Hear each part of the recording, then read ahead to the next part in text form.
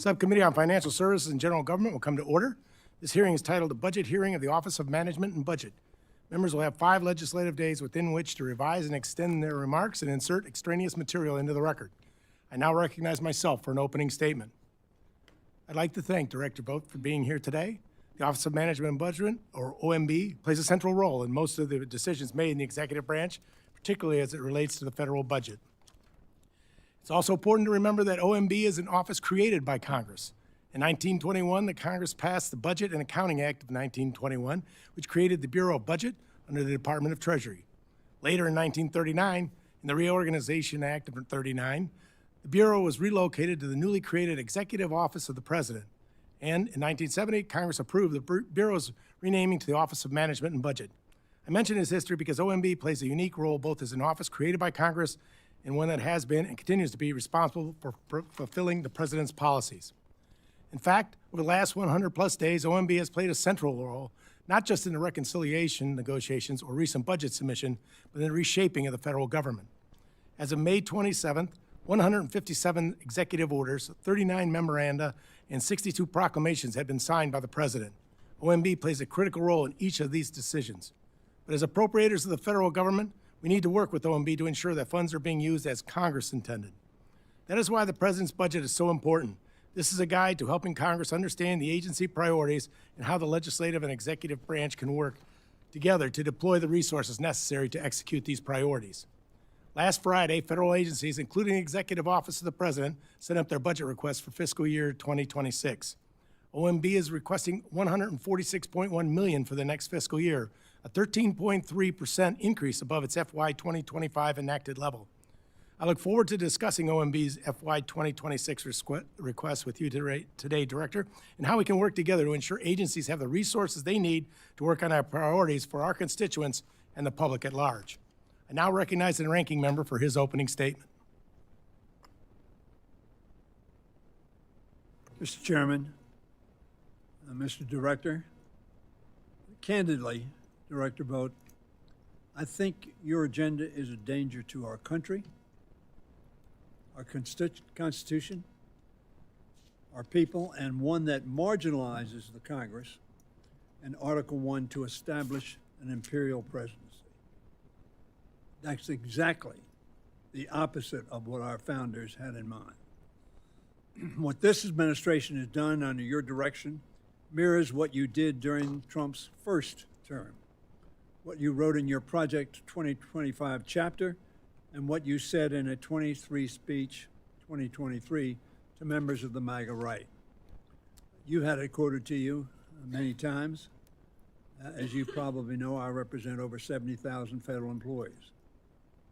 A highly offensive statement. We want the bureaucrats, which is so often used as an epithet, not a descriptor, to be traumatically affected. When they wake up in the morning, we want them to not want to go to work because they're increasingly viewed as villains.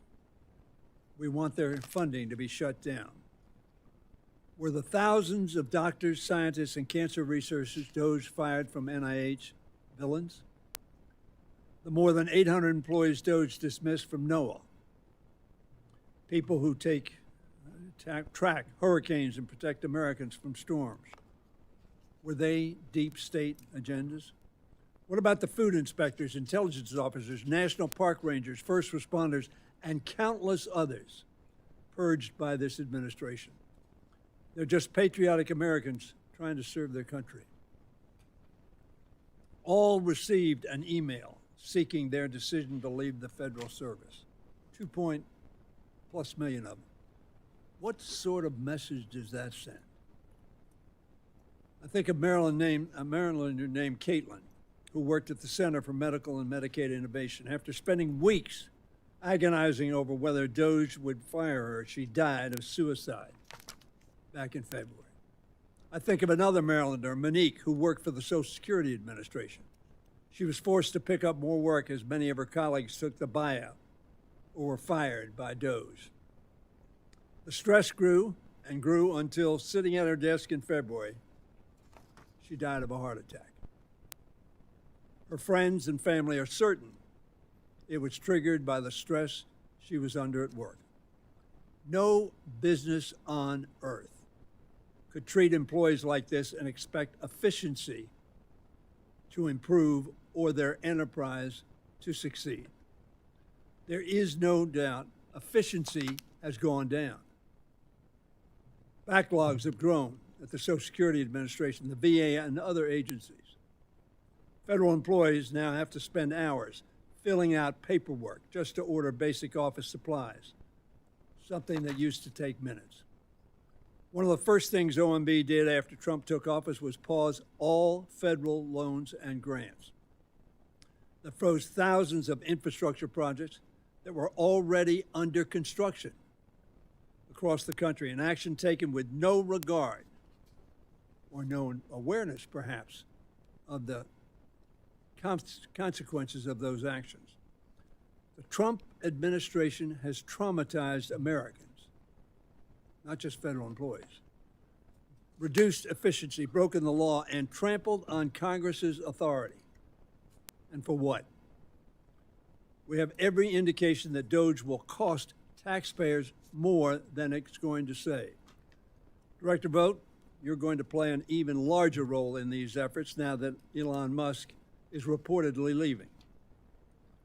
This committee isn't going to ask you to summarize your work in 5 bullet points or write essays to pass a loyalty test. We expect you to address the concerns of the American people. They have questions. I have questions. We owe them answers. Thank you, Mr. Chairman. Thank you, Mr. Hoyer. I now recognize the ranking member of the full committee, Ranking Member DeLauro, for her opening remarks. Thank you.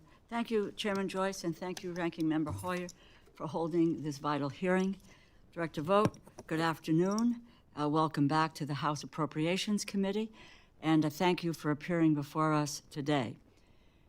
The Office of Management and Budget is perhaps the most critical agency that most people have never heard of. I know you know this well, Mr. Vought, but that is no excuse to thwart and otherwise ignore the law. In the United States of America, if you disagree with a law, you have every right to urge that that law be changed. You can petition or meet with lawmakers, and you can wage a campaign in the court of public opinion. You can run to become a lawmaker yourself. What disagreement with the law does not confer is license to ignore the law, to flagrantly violate the law, and to act as though you are completely above the law. This administration, instead of being laser-focused on the cost of living crisis, it is actually making that cost of living crisis worse. And it has put billionaires in charge of the government and has filled the ranks of civil servants with political allies. For the sake of eliminating accountability and cutting taxes for billionaires, this administration is unlawfully impounding or stealing funds and dismantling agencies, depriving the American people of the programs and services which Congress has created, authorized, and appropriated funds for. You posit yourself a defender of everyday Americans and a champion for restoring an imagined version of America you consider morally and virtuously superior to the country we actually live in. I do not believe your actions, which are inflicting direct harm on the people you claim to support, is in any way reflective of righteous values or of America's constitutional tradition. You support autocracy, not restrained or limited government. You have shown nothing but utter disregard and disrespect for this committee, for Congress as a whole, and for the laws that we have enacted. When the president named you to retake this position, he said that you would, quote, return self-governance to the people, end quote. Yet, you have demonstrated contempt for American taxpayers by gleefully ignoring lawful requirements to provide them and their elected representatives in Congress the most basic information as to how their tax dollars are being spent. During your current tenure, the President has yet to submit a full budget. When it finally arrives, you will have led the most delayed presidential transition for any OMB in history. Despite your shortcomings at OMB, you fashioned yourself the acting head of the Consumer Financial Protection Bureau. You have been very busy there, but so far your biggest achievement has been increasing at least 45 million Americans' credit card bills by hundreds of dollars annually by reinstating predatory fees. You have ignored requests from this Congress for information. You stood up the Republican leadership of this committee, several of whom are here today. And you have mocked the Government Accountability Office for affirming what everyone in this room understands to be true. You are unlawfully impounding or stealing congressionally appropriated funds. Director Vought, the Constitution confers the power of the purse, the power to make appropriations in law, to the Congress. It is right there. It's Article 1, Section 9, Clause 7. The courts have repeatedly ruled that there is no inherent authority for the President to impound funds. The late Justice Antonin Scalia, not a liberal torchbearer, proudly proclaimed, as much in reference to the Supreme Court's decision in Train versus City of New York. Justice Kavanaugh, then for the D.C. Circuit, wrote, and I quote, "Even the President does not have unilateral authority to refuse to spend." And Chief Justice Roberts, during his time at the White House Counsel's Office, stated, and I quote, "No area seems more clearly the province of Congress than the power of the purse." Let me just go back to our founding fathers on the Congress's power of the purse, to Alexander Hamilton. And I quote, "Where the purse is lodged in one branch and the sword in another, there can be no danger." You are not just on thin legal footing, Director Vought. You are living in a legal and historical fiction. You envision a king unbound by laws who rules by decree, who accepts lavish gifts from foreign governments, who fills public offices with ultra-wealthy and political allies, and who expels opposition and crushes dissent. This view of presidential authority could not be more un-American and more dangerous to our constitutional order. You contend that there are over 200 years of historical practice to support your position. This is a lie and fiction. I have reviewed your pseudo-history, and nearly every instance you claim supports your position of a president king, unbound by the American system of checks and balances, is either irrelevant or an exercise of discretion explicitly granted by the Congress in law. Presidential impoundment power is a myth. You do not just have to take my word for it. The Constitution, the courts, Government Accountability Office, and the American history would tell us you are breaking the law. Through the OMB funding freeze, which touched communities nationwide, you have attempted to seize control of the government and impound funds far beyond what is permitted by law. And in venues across the country, the courts have broadly, unequivocally told you, quote, "No, you do not have the authority. You cannot unfreeze unilaterally funding across the government that has been appropriated by the Congress." The courts are making clear that you grossly overstepped your authority. You have had your day in court, and the courts have rebuked you. They have said no, no, and no. None of this is surprising. Project 2025, which you co-authored, laid out your blueprint for concentrating absolute power, not just in the White House, but in your own hands. Your colleagues, secretaries, and heads of major agencies have testified before us in the last several weeks to exactly this point. Your office has promoted your own goals over and above the people President Trump has handpicked to run his administration. You have also said that you want to traumatize federal employees, civil servants, as if inflicting trauma and creating a culture of fear and doubt will somehow make this government more efficient. Mr. Vought, be honest. This is never about government efficiency. In fact, an efficient government, a government that capably serves the American people and proves good government is achievable, is what you fear the most. You want a government so broken, so dysfunctional, so starved of resources, so full of incompetent political lackeys and bereft of experts and professionals that its departments and agencies cannot feasibly achieve the goals and the missions to which they are lawfully directed. Your goal is privatization, for the biggest companies to have unchecked power, for an economy that does not work for the middle class, for working and vulnerable families. You want the American people to have no one to turn to but to the billionaires and the corporation this administration has put in charge. Waste, fraud, and abuse are not the targets of this administration. They are your primary objectives. I thank you, I thank the chair for his indulgence, and we look forward to your testimony. I yield back. Well, I thank you, Ranking Member DeLauro, yielding back the 3.5 minutes that went over, but that's that. Thank you for your indulgence. Today, we welcome the testimony of the Honorable Russ Vought, Director of the Office of Management and Budget. Director Vought, without objection, your written testimony will be entered into the record. With that in mind, we'd ask you to please summarize your opening statement in 5 minutes. Thank you, Chairman Joyce, Ranking Member Hoyer, for inviting me to testify today.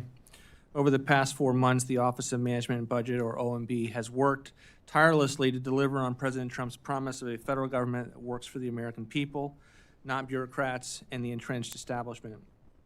Under the previous administration, government spending aggressively turned against our citizens, who saw their tax dollars used to fund cultural Marxism, the Green New Scam, foreign projects unaligned with American interests, and even our own invasion. Every agency became a tool of the left. Under President Trump, those days are over. The President's fiscal year 26 budget, in tandem with the One Big Beautiful Bill and other tools this administration has at its disposal, will finally end the era of unchecked federal spending, stop the weaponization of government, and turbocharge economic growth. The fiscal year 26 budget puts American citizens first and shifts the destructive paradigm that ruled Washington for decades, that we could only fund national security and border security if we massively funded woke and weaponized bureaucracy coveted by the left. The President's budget reduces non-defense spending by $163 billion, 22% below current year levels and the lowest non-defense spending since 2017 if adjusted for inflation, all while we protect funding for national defense, homeland security, veterans, seniors, law enforcement, and infrastructure. Over 10 years, such restraint would generate trillions in savings necessary for delivering on the President's goal of balancing the budget. The budget also incorporates the historic increases for defense and border security that will be provided by the One Big Beautiful Bill currently making its way through Congress. In combination with base appropriations, the bill is a once-in-a-generation opportunity to revolutionize our nation's defense capabilities and protect our American sovereignty, providing the first-ever trillion-dollar defense budget and the single largest investment in border security in our nation's history.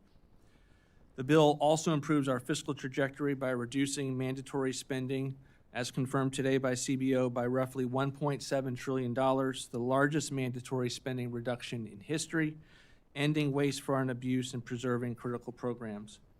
Along with the extension of President Trump's 2017 tax cuts and the new tax policies provided for additional relief to working and middle-class families and our seniors, the bill will drive massive economic growth and raise GDP, increasing wealth across the board. OMB's fiscal year 26 budget request as an agency is critical to supporting this comprehensive fiscal strategy. The full request is $155.776 for OMB. OMB, as you all know, is a personnel-intensive agency. We are only asking for 20 additional FTEs, which would bring us from 500 employees to 520, and an additional 2 FTEs in one of our offices funded through the ITOR account. I will note that OMB's request is substantially below the increase requested by the legislative branch's GAO. OMB's funding has remained essentially flat since fiscal year 23. By contrast, under GAO's request for fiscal year 26, the agency would receive an overall increase of 17% over 3 years. As I've said many times, the civil servants at OMB are among the most resourceful and innovative our country has to offer. They are not only of great value to the taxpayer, but the whole nation. OMB has been hard at work crafting the president's budget, implementing this administration's fiscal goals, and accomplishing the largest deregulatory agenda in our nation's history. With the president's budget, the One Big Beautiful Bill, historic tariff revenue, and the recently transmitted $9.4 billion rescissions package, our deregulatory efforts, and other key tools, this administration is implementing a comprehensive strategy to improve the nation's fiscal state. Only the Washington, D.C. that benefits from the status quo Americans know that instinctively. They elected President Donald Trump to fix it, and the task ahead of us is great, but this administration, including OMB, is committed to working hand in hand with our partners in Congress, this committee, to finally deliver for the American people. I look forward to answering your questions.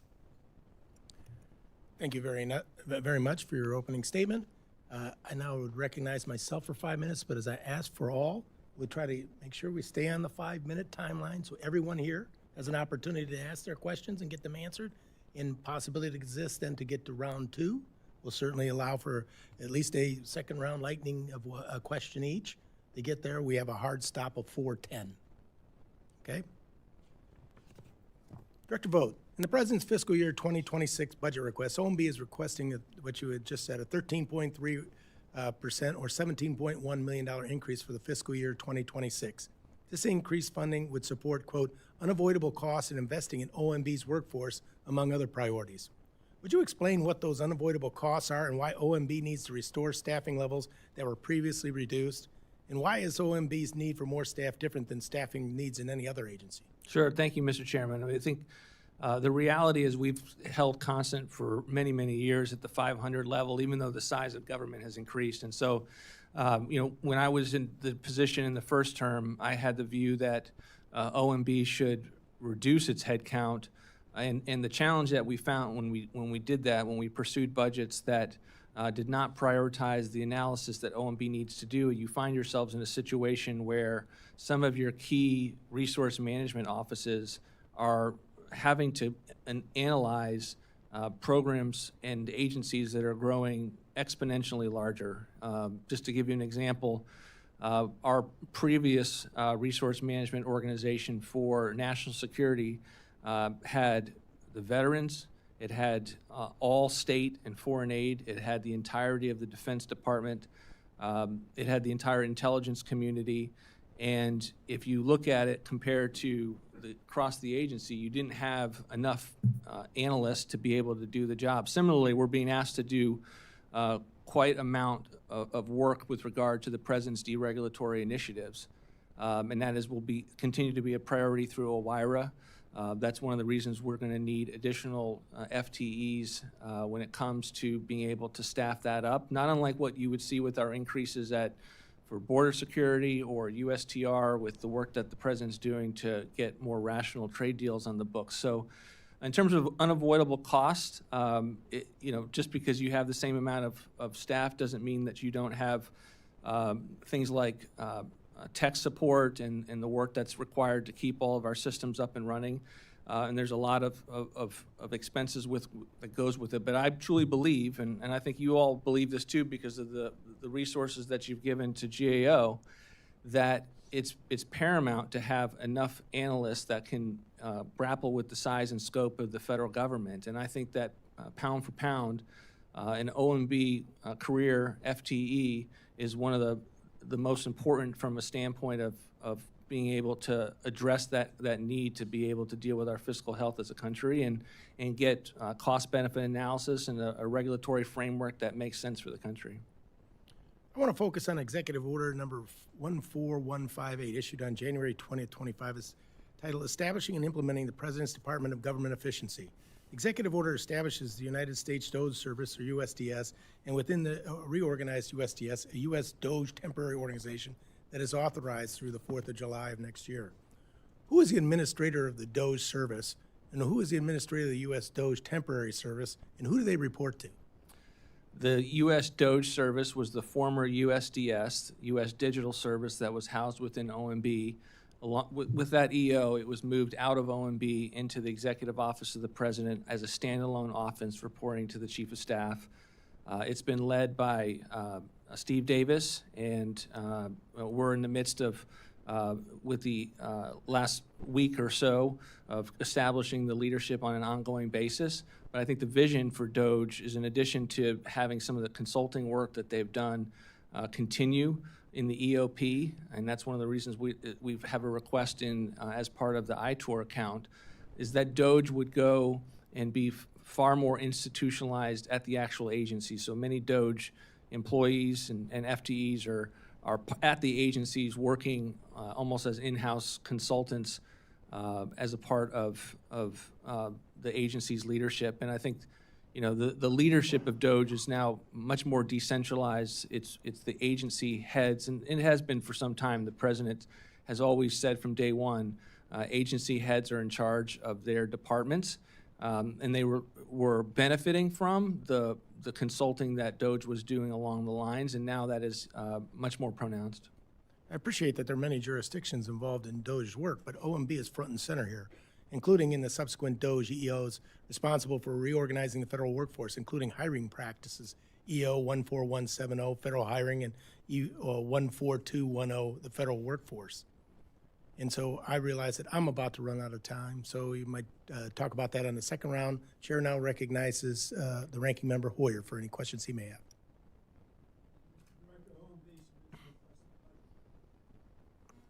Congress passes the budget. Do you consider the budget that Congress passes to be a suggestion or a directive? We believe it's a proposal for Congress to consider.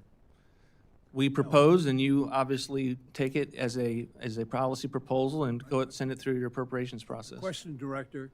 Once we pass that back to you, do you take it as a suggestion or a directive?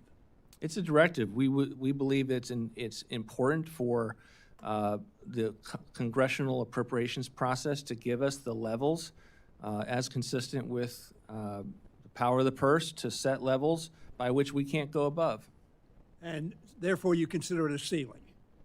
We do believe it is a ceiling. So we send you a budget and say, spend $100 on X objective. You can spend anywhere between $1 and $99 or $100. Is that accurate from your perspective? No, I don't think it's accurate from a perspective. I think that it's much more similar to if you've asked us to perform a function and you've given us $100 million, and if we can perform it for $80 million, there is given the system as to whether we are required constitutionally, we don't believe that we are, to push every last dollar out the door and lead to use it or lose it situations where we are creating waste, fraud, and abuse at the agencies at the And end the of the Congress fiscal made year. provision for that. It's called a rescission. Is that accurate? There is one tool that Congress, as one of many tools that Congress has given to deal with that scenario. The other tool is the unilateral judgment of the President of the United States and or yourself not to spend? No, I was actually referring under the ICA to normal rescissions, deferrals, pocket rescissions. There's all manner of provisions in the ICA, in addition to just the agency doing the work that it does programmatically to review whether the spending that Congress has appropriated to an agency within the consistent with the law, authorizing committees is there and can be done consistent with the president's views as he was elected on behalf of the American people. Thank you. Do you believe you have traumatized the people at OMB? No, I don't. So, notwithstanding that, did they also get the letter sent to 2+ million people? They did. Was a judgment made as to how many of the people at OMB were absolutely necessary to do the job you now want to expand? No, and in fact, No judgment was made on that. so as it pertains to the letter that you're referring to, it went out. I believe it went out before I was in office as the director, and I don't think we lost very few at all. And my hope was that we wouldn't lose anyone from the deferred. But you lost a substantial amount throughout the government service without any understanding of how critical their work was to the task at hand. Is that accurate? Well, again, it was based on their choice. Is that accurate? I don't think it actually is accurate because the decision was made to give the employees the chance to make that determination. I don't think it was done lightly, and I think those employees thought long and hard about whether it made I sense. agree, it wasn't done lightly. Obviously, it was considered blitzkrieg on the entire federal government. But nobody knew whether or not critically important people were going to take that or not. Isn't that accurate? Well, I think it's important to reflect that we don't ask employees to be in these positions and locked into these positions. There is no reason that they would have had to take those that opportunity, and it's something that was not in any way compelled upon them. Of course, it wasn't compelled, but nor did you have, or Mr. Musk have, or his people, any knowledge of who would take it and who didn't, and therefore it was simply across the board, which could have cost, let's say everybody said yes. Now, probably everybody wouldn't have said yes, but that would have been a cataclysmic event for the United States. Do you believe this is the way people should be treated? I think all employees, political and career, should be treated with respect and dignity, and to have that reflected through all of our employment processes. People just heard. The people who just laughed obviously don't share that view. They're all people who were removed involuntarily, one way or another. They were traumatized. So you accomplished your objective, which I think, personally, is not an objective that either any personnel manager should be very proud of. How many people on the administrative leave are being paid not to work? Congressman, I just would push back on your characterization.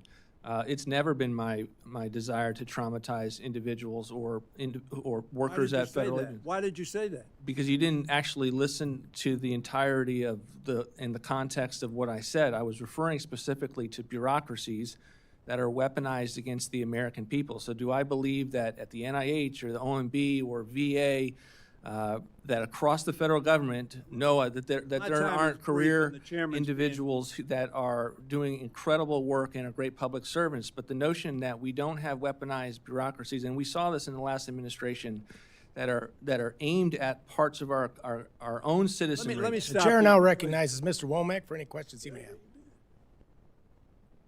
My friend yield for 30 seconds.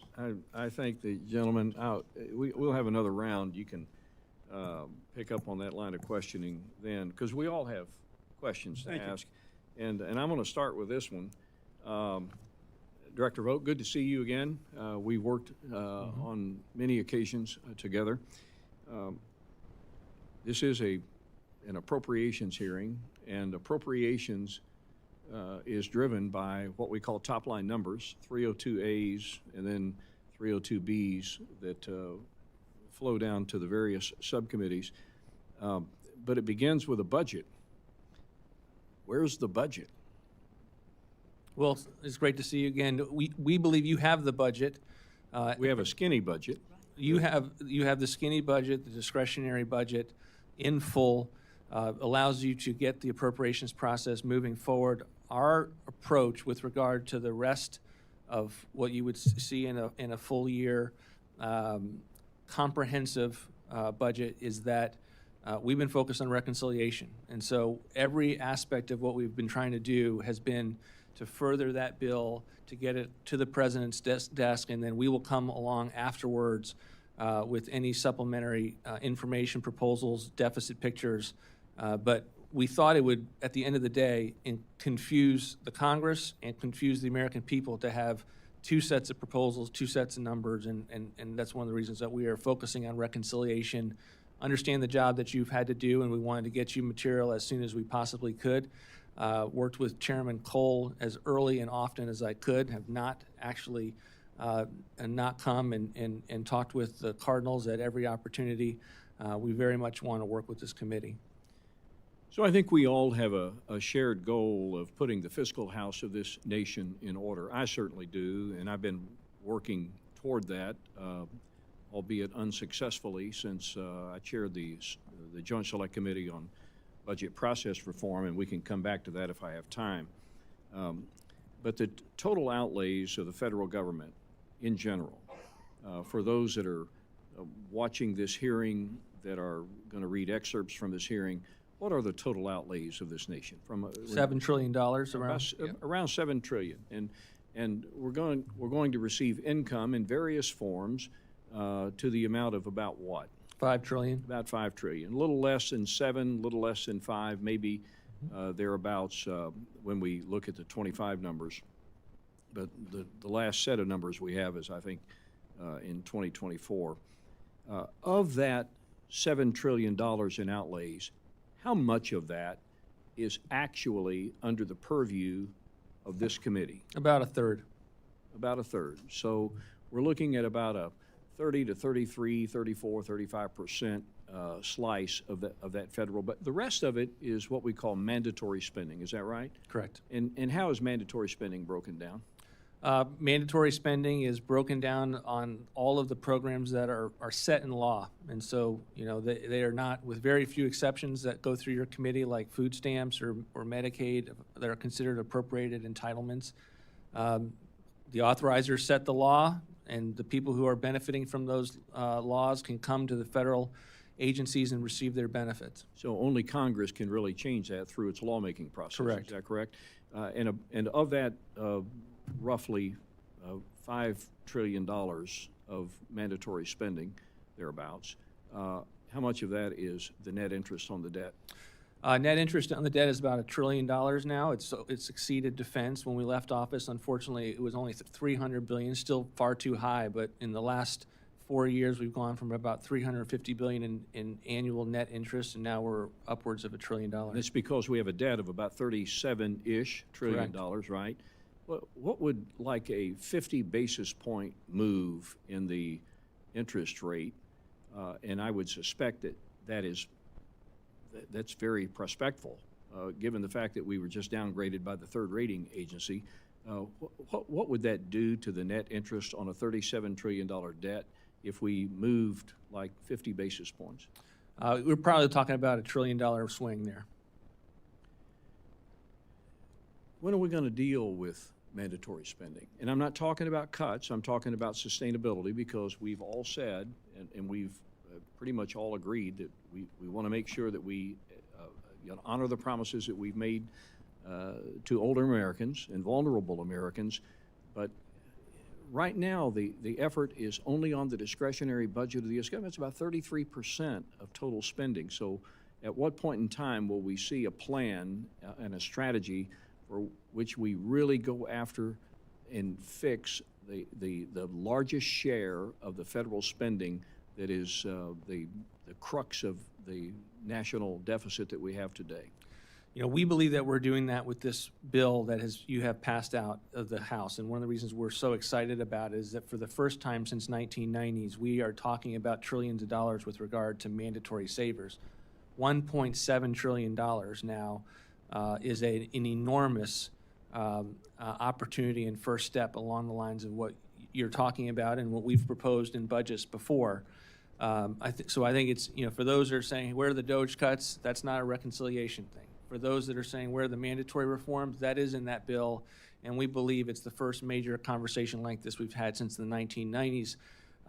We will have more proposals as we go forward. You know, the president wants to have a balanced budget. 3 out of our 4 budgets in the first term were aimed at budget, had that as a goal, and we had large mandatory savers in those budgets that were consistent with the president's promises to protect Social Security and Medicare, and we will continue to have reforms along those lines. Thank you very much. I yield. The chair now recognizes Ms. DeLauro, ranking member of the full committee, for 5 minutes. Thank you, Mr. Chairman. Just very quickly, we really do not have a budget. What you sent covers this year. There's not no 10-year budget. There really isn't any vision for the future at all of what you've sent up. Director Vought, after an appropriation is enacted, the first thing that happens is, before an agency can deliver the promises to the American people, is OMB has to make funding available through a legally binding decision known as an apportionment. In essence, you are the first and sometimes biggest bureaucratic hurdle that stands between American taxpayers and the services, support, and protections they have promised in spending laws. And for over 100 years, apportionments were secret. Reiterate, these decisions were effectively laws that you and your also unelected predecessors made whenever you liked, without accountability or transparency. I fought on a bipartisan basis, bicameral basis, alongside members of this subcommittee for 4 years to change that. We enacted simple transparency requirements because this committee and the Congress need information to effectively legislate. Independent watchdog organizations deserve the information to help the American public understand how your decisions affect their lives. 3, most importantly, the American taxpayers are entitled to see how you, your predecessors, and every OMB director, how you are spending their money. My question is, you do not think, Director Vought, that Congress deserves to know how you carry out the laws that we enact. You do not believe that American taxpayers deserve to see how you spend their money, do you? No, I don't think that characterization is true. We do. It's one of the reasons why we come up to the Hill and testify, and we explain our decisions. We believe that apportionments are legally binding, but not final agency actions, and that it is part of a pre-decisional deliberative process on behalf of the executive branch to be able to manage agencies and the programs therein. And what we found in the last 4 years in which the law that you worked hard to put into place that we have constitutional concerns about is that it actually degraded the oversight responsibilities that OMB had, in that we would the people would actually change. Excuse me, Mr. Director, because my time is running out. You know, in all fairness, I had this debate and discussion. I'm not just having it with you. I had a debate and discussion on this with your predecessor and others with the same argument and so forth. The American people, the Congress who legislate and enacts the laws, has to have the ability to understand what you're spending, how you're doing it, at what intervals, and so forth. And also, let me just say, this requirement, as I say, was debated for 4 years, including with you specifically during your prior tenure as OMB director. Your predecessor did comply with the law for over 2 years, and you followed this law for 2 months. What happened?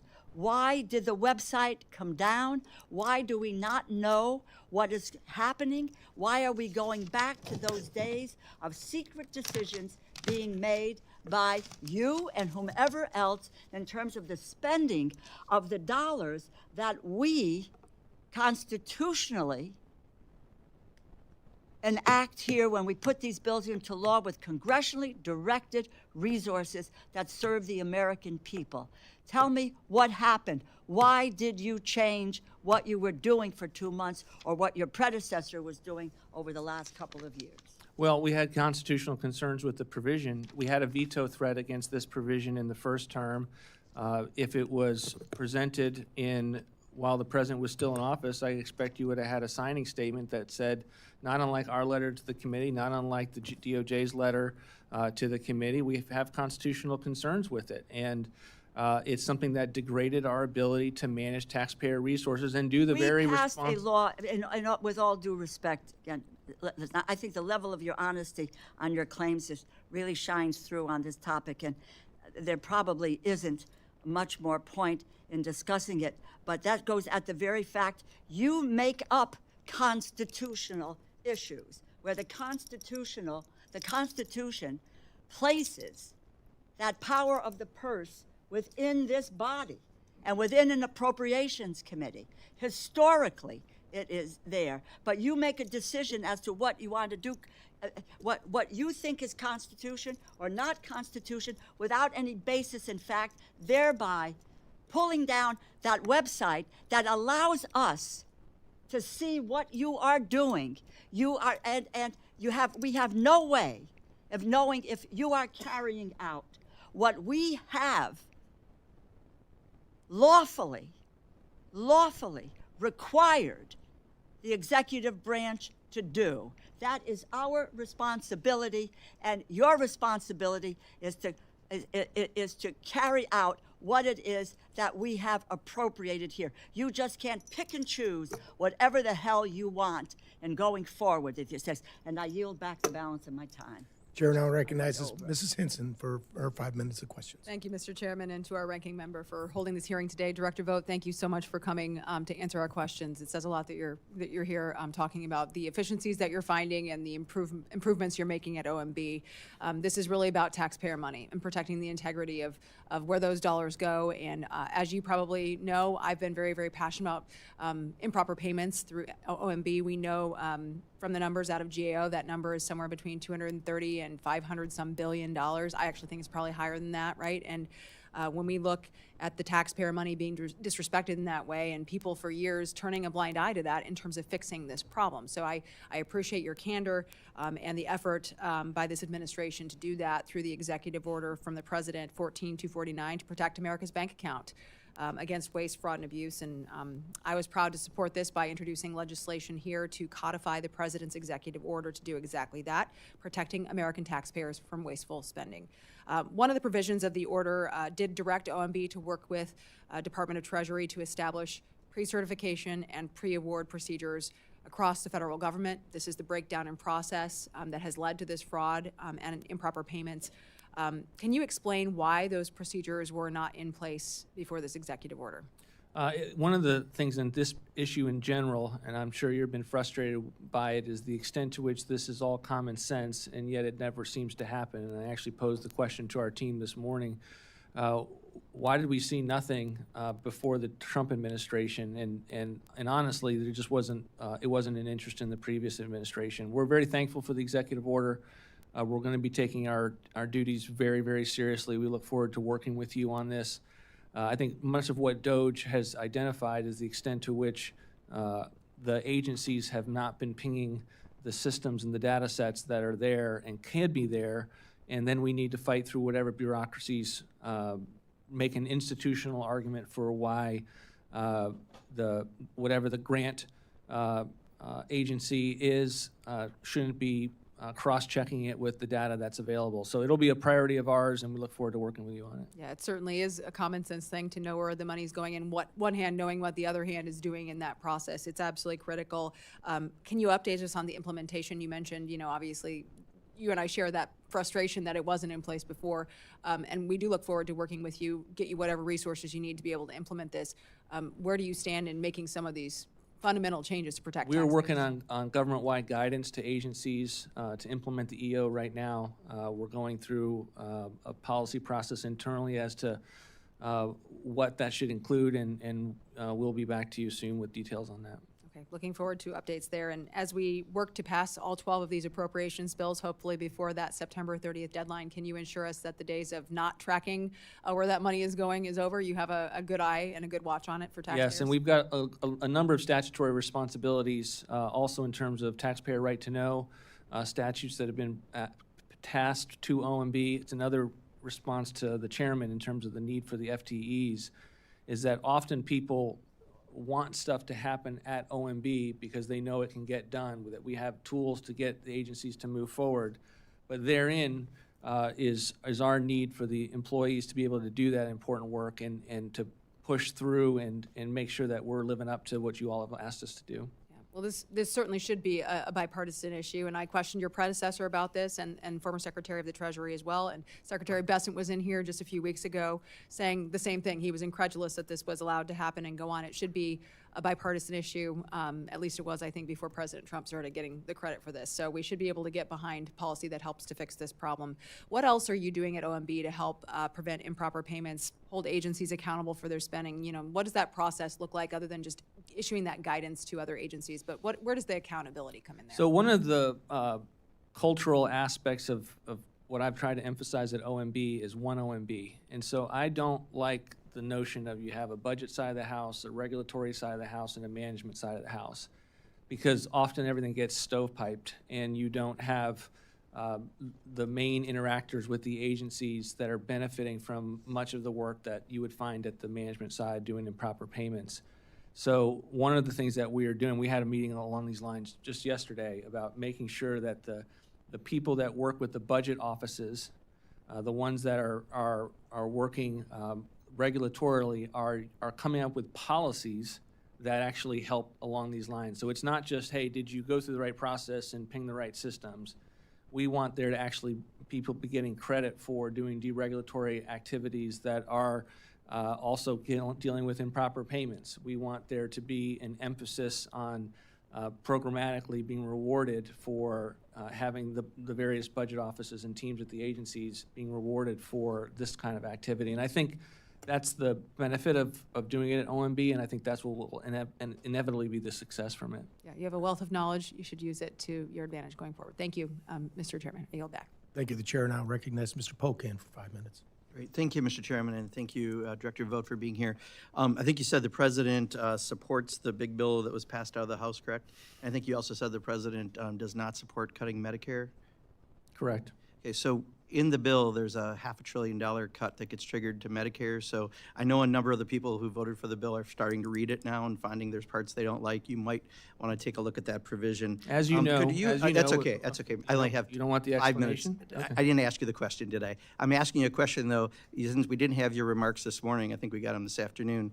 You mentioned cultural Marxism. You did it in your comment. Could you please, in 2 or 3 sentences, define cultural Marxism? Sure, it's a political theory that instead of dividing people on the basis of economic haves or have-nots, that you're dividing people on the basis of race and identity. And it's an attempt that we've seen, unfortunately, in this country, culminating in CRT, of dividing people on the race in our agencies and identity. So your definition, Mr. Director, is different than the definition I'm pulling up. First thing that pops up on here, it says cultural Marxism refers to a far-right anti-Semitic conspiracy theory that misrepresents Western Marxism as being responsible for modern progressive movements, identity politics, and political correctness. That's first definition that pops up here. It actually comes up a couple times on the first page. On Google? You identify yourself as a Christian nationalist, correct? Look, I'm a Christian. I don't think my faith should be a subject for this. No, I just asked you a simple question. Do you identify as a Christian nationalist? No, this is a Okay, Christian. good enough. My faith is about right. is one of an evangelical Christian faith. That's okay. Not here to debate that. I saw But you some brought word, it up. Christian nationalist. No, I asked you if you were a Christian nationalist. You said you weren't, correct? These are debates in the think tank world that we have Okay, about that's what all it right. means Stop, to be a please, Christian Mr. nation. It's not about what Mr. I've been, Director, that's I've not the been question asked. I asked. I've not Okay, been so asked to talk about that. you support the efforts of DOGE. You mentioned Steve Davis, and I know we talked about trying to bring the director of DOGE in here, and that would be very helpful. Problem is, I just read he's also leaving with Elon Musk. So who's in charge of DOGE? If the guy who is taking over after Elon Musk, who just left, and he's leaving, it sounds like this is a bit of a circus. Who's in charge of DOGE? The cabinet agencies that are in charge of the DOGE consultants that work for them are fundamentally in control of DOGE. Oh, that's an answer only a mother could love. All right. So you support the efforts of DOGE, I understand. Is the federal government currently spending less this year than it did last year? No, it's not. Right. And part of that is because you've sent us a rescission package worth $9 billion that goes after Big Bird and Cookie Monster, but you've added $200 billion to defense and homeland security. You've also, the bill that you just said the White House supports is going to add, depending who you talk to, $2.4 trillion to $5 trillion to the national debt. It's going to make somewhere between 11 and 16 million people lose their health care. I know you said on a Sunday morning show no one will lose coverage as a result of this bill. Is that still your standing? Which one of those would you like me to take? The one I just asked. I'll ask it again. I'm sorry if I The wasn't bill clear. does not lead to less coverage for Medicaid beneficiaries. It has improper Okay, payments, so- and it leads to the fact that people who are ineligible because they're illegal aliens or because Illegal they are aliens unwilling do to not work. get federal dollars for Medicaid, correct? That's not true. They get them in many different states, including California. Federal dollars? Federal dollars They using get state provider. dollars. State can provide it. Are there any federal dollars? Congressman, How many because federal of- dollars then, since Congressman, you are be- the expert, how many federal Congressman, dollars go because to of- funding illegal aliens getting Medicaid? Congressman, because of the It's money a question, laundering. it's a number. It's a question, it's a number. How many dollars go to illegal aliens, federal dollars, for Medicaid? It's a simple Congressman, question. It is not actually a simple question because All Congress. your secretaries have a hard time with simple questions lately. I got to tell you, it is don't a simple. pose simple But you were saying that that's true, so we will. If you can get back to us with that amount, how's that sound? How much federal dollars? are I'm going happy to get back to you about how the bill works and getting rid of the money laundering So schemes a that lot of state people use. disagree with you. The CBO disagrees with your analysis. Yale and Penn said 13.7 million people will lose health insurance. You also said this won't increase the debt. Is that correct? The It bill will won't not increase the debt. It So- will lead to So reduced there, the deficits. and Cato debt. Institute disagrees with you. Moody's disagrees. The CBO disagrees. Senator Hawley and Senator Rand and Senator Collins disagree. Elon Musk disagrees. Virtually everyone on this side of the aisle. So you're saying everyone is wrong, but you are the right one, that this does not increase the debt? I'm saying that all the watchdogs, including the Congressional Budget Office, use a skewed vision of a view of what the baseline is. They were less base- than a few percent wrong last time on your tax bill when they predicted it almost dead on. So you're saying this time there's significant changes and they don't know what's going on and only you do, is that correct? I'm suggesting, I'm stating that they use a baseline. You disagree with the Cato Institute Yes, and Moody's yes. and Senator Hawley? Senator Hawley has a view as to the Medicaid programs that we are working with to articulate why we believe that these reforms do not hurt the beneficiaries that are involved. I'm over Chair time, but now I'll appreciate recognizes it next Mr. round. Edwards. Thank you, Mr. Chair. Mr. Vogt, thanks so much for being here, and I apologize for the badgering that you're getting. I would really have appreciated the opportunity to hear your thorough and complete answers, but we'll deal with that another time. I just have to editorialize a bit, and thank you for the work that you're doing. I believe the reason that we hear the arguments from the other side is that you're doing exactly what the American people have demanded. The American people are fed up with seeing their tax dollars wasted up here in Washington, D.C. You're getting down to the core of that waste, fraud, and abuse. And they're angry about it. I can't believe how much time that they're spending to protect their right to waste American taxpayer dollars. I appreciate your courage to jump right into the middle of it, to defend your position, and to do what all of us were sent to do here in Washington, D.C. Thank you. Thank you. What I see taking place is exactly what should take place. We have an administration now that's willing to really dig in and find out where the spending is going inside of federal agencies, making immediate changes uncomfortable often for people. I recognize that, but change is necessary right now. We all agree that we can't stay on the current spending trend. Let's also recognize that you're living up to your constitutional oath. You're making recommendations based off of things you see inside the administration that we can't see, that have been hidden from us for the last several years. And I interpret that you're going to be coming back to Congress saying, you made these decisions. We don't think that you need all this spending now. And then we're going to make a decision whether or not we should continue that. I don't see a constitutional issue. I think we're doing exactly what the American people ask us to do. So that said, for years, the Congressional Budget Office has been touted as a nonpartisan agency, but there's a growing body of evidence showing that it regularly overestimates the benefits of Democratic policies while underestimating their costs. And it downplays the success of Republican initiatives, such as President Trump's Tax Cuts and Jobs Act in 2017, while overestimating the cost. Coupled with the publicity, known Democratic political affiliations among key CBO staff, this raises some serious questions about the agency's ability to impartially evaluate the cost of legislation. My first question is, how can OMB and Congress work together to ensure future budget and policy decisions are based on sound, objective data rather than politically motivated projections?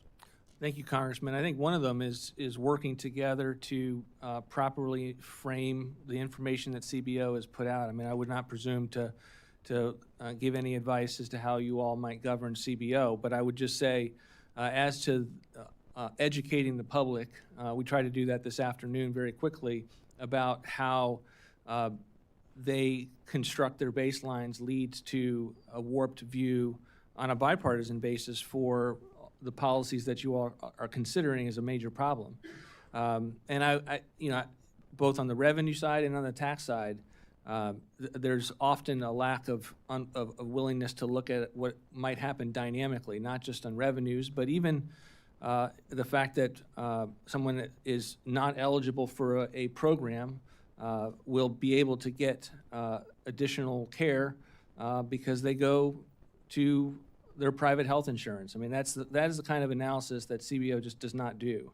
And as a result, you get bad outcomes when you are having a public policy debate about it. Thank you. Just a quick follow-up. Do you believe that the CBO's estimate of President Trump's One Big Beautiful Bill accurately represents the benefits that it will provide to the American people and the fiscal course correction that it will provide our nation. No, I think it's fundamentally wrong. I stated that today. It will lead to reduced deficits and debt of $1.4 trillion. It will reduce mandatory savings of $1.7 trillion. And I don't think the way they construct their baseline, not only does it give a fair shake to economic growth, but it fundamentally misreads the economic consequences of not extending current law tax relief. I mean, the degree to which we would have a recession or worse if the tax relief is not extended is something that they just fundamentally do not factor into their analysis. Thank you for that clarification. Mr. Chair, I'll yield. Thank you, Mr. Rivers. The chair now recognizes Mrs. Glusenkamp Perez for 5 minutes. Thank you, Chair. And thank you, Director Vought, for being here. I used to run, has my own auto repair and machine shop. I will never forget having an OSHA inspector come to my shop and ask me if my AC machine was a welder. The divorce of theory from practice, respect for people who have done the work, and who has the authority and the knowledge. My question to you is, like, how are you adapting your staffing decisions to ensure that it is not just a sterling resume who is in your office, but people who have done the work, respect for the trades? How many people do you have in your office who don't have a college degree? I don't know the answer to that question. I come from a family of electricians, so that is my background. I've been very enthusiastic and excited about the policy proposals we had in the first term that I'm sure are working themselves through this one as well to ensure that we're not expecting people to have college degrees and sterling resumes that might show itself. But if someone can do the job, we want them at OMB as it pertains to our agency. One kind of theoretical question I have here is that, I think Wendell Berry said that excellent workmanship, as with a breaking plow, is destructive. Efficiency itself, it's not useful. It is efficiency towards what? It's about effectiveness. It's about a question of, like, what are we trying to do here? What is the purpose of this bill? My question to you is, like, all of this claims of pursuing efficiency, but the question is effectiveness. Like, that is the true goal. How are you implementing what my community needs in these systems? And a lot of that, in my view, comes down to the question of procedural burden on civil servants. So if you're successful in your pursuits, we will soon have a much smaller field of civil servants. Who is going to reduce the procedural burden on those civil servants to pursue effectiveness? Well, I think, government efficiency is not meant to sum the totality of what you want from a federal government. I think it's meant to articulate an imbalance that we've seen in recent years and to correct for that imbalance. And so that's the partnership with whatever department or agency you're dealing with. Is they have been given responsibilities by Congress to go and perform functions on behalf of the American people. And the Department of Government Efficiency, to OMB to a large extent historically, is designed to make sure the work that they do is done in the best way possible. But I'm honestly, Congresswoman, I'm one of these people that encourages OMB not to ask the efficiency question first and foremost, but to ask both in serving the president or the laws that you all have given us, what is trying to be accomplished by this, and let's make sure we accomplish it, and then you've earned the right to figure out how to do it most efficiently. Yeah, my concern is that right now it's a process of randomly scapegoating civil servants and not a pursuit of, many of those people are exactly the people who could tell you what kind of bullshit paperwork they're putting up with. And so how to have not just a managerial class tell you what is appropriate, but actually the people who are doing the work should be part of that process of pointing out what the unproductive, proceduralism is. I agree with you. Yeah. I want to know what career staff thinks. It's a hallmark of my time at OMB. And I hate the paperwork that we often put on agencies to perform and do things that are not designed to actually lead to better outcomes. And so we have a deregulatory side for the agencies doing the work as it comes to GIPRA and other things on the management side. So I know you're a Christian. You might know the verse in Isaiah chapter 5, verse 8 that says, "Woe to those who add farm to farm and house to house till they are the sole inhabitants of the land." This is, I think, I hope a sentiment that we share, but the presidential budget calls for a 10% reduction in the Federal Trade Commission's competition budget and a static budget for the Department of Justice Antitrust Division, and reduction in the size of the workforce. So how will reducing the budget and staff of the antitrust agencies bring down the cost of living and ensure that small businesses like mine can compete on a fair, level playing field without a regulatory mode or antitrust forces holding us down? Look, we think it's a priority. We have given the Department of Justice and the FTC the resources that they've asked for, and we don't necessarily value everything by the dollar amount that is given, but we do think it's important, and it's something that our leadership there will continue to pursue. Thank you. Yield back. Thank you. Chair now recognizes Mr. Alford for his 5 minutes of questions. Well, thank you, Chair Joyce and Ranking Member Hoyer, and Mr. Lauro, thank you for being here today.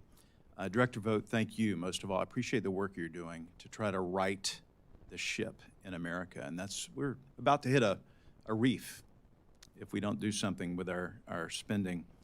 I do want to follow up on my colleague, Mr. Womack's questioning about the full budget. So you were saying we are not going to receive the full budget until after the reconciliation package is done, which at the earliest would be July 4th. Is that correct? Correct. We will be forthcoming with additional information to fill out the deficit picture and all of the additional information at that time. Well, I'm new to this. I'm new on appropriations. I'm just kind of learning this process, but this really puts us up against the wall. I mean, we're having our Milcon VA markup tomorrow without a full budget. We've got to get all 12 of these out of committee, and we've got to get these passed on the House floor. We've got to get a lot done before our August in-district work period. We don't need another CR, and we don't need a government shutdown. That will not be good for the president. It will not be good for Congress. It will not be good for America. So Let me clarify, Congressman. Yes. You have everything you need for all of your markups. You do not just have high-level discretionary proposals that we were forthcoming with nearly a month ago. You have the full budget as it pertains to the appropriations process, and you have all of the information that is needed to be able to write those bills, and particularly in the VA context where you're dealing with advanced appropriations. Right. You have that material. Congressional budget justifications and the appendix went up last week and are continuing to flow. Where there's only some work that remains is on the defense side, and we are pushing DOD as fast as we can to get their remaining information up to the Hill. you've been, thank you for your support of the One Big Beautiful Bill. Of course, we too appreciate that. You've said that, talking to critics, they've been relying on faulty CBO numbers for their criticism of the bill. Example, in 2017, the CBO was off with its projections of the TCJA by $1 trillion. What are the flaws in CBO scoring? Well, other than the baselines that they use, which don't reflect or aren't comparable with how they treat spending. So CBO assumes that spending will continue. All of your appropriations bills are assumed, not on an annual basis, which of course they are passed on, but they are assumed to continue with inflation over the life of the 10-year window. That's not the case with tax revenue. For the way that the law was written and the way that CBO operates is that they judge an expiration date to be something that causes it to look like a new cost to taxpayers. That's one, and then of course they've had just historically undynamic assumptions with regard to tax policy and other policy moves therein. I want to talk a little bit about the rescission package that you sent over, $9.4 billion package. Secretary Rubio was sitting in that seat 2 weeks ago before NSRP subcommittee. There have been 5,341 USAID awards that have been terminated, unobligated savings of $27.7 billion, yet your rescission package only includes $9.3 billion, I believe, for state and foreign aid. Is that correct?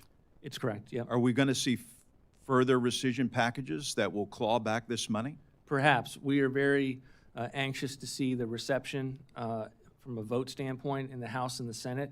We've had tremendous interactions with your committee. sitting down with the chairman, the subcommittee chairman, to make sure that the package, one of the reasons why it took a little bit, it was constructed a long time ago, was we were having the conversations with this committee to make it so that it can be passed next week.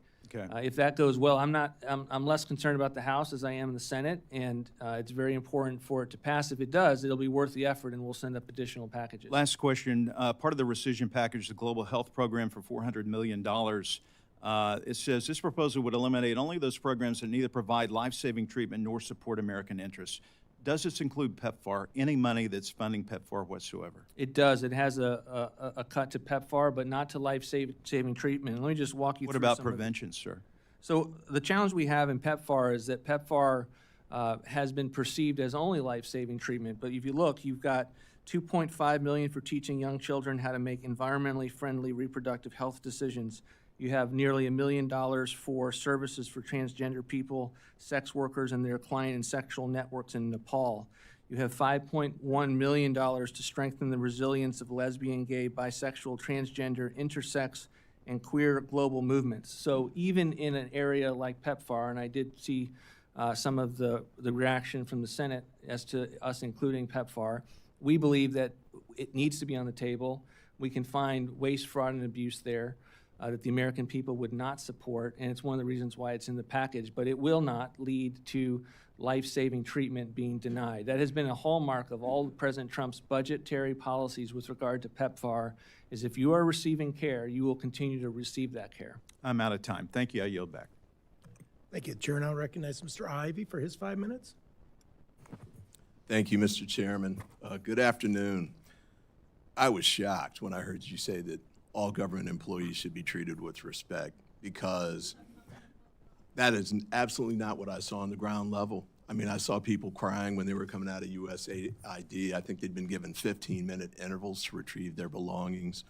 I talked to people who were probationary employees who'd been given these mass emails that they're going to be terminated. They'd quit jobs and moved from other places, sold their houses to come do this work in reasonable reliance on often for the government to work for the federal government and desire to serve their country.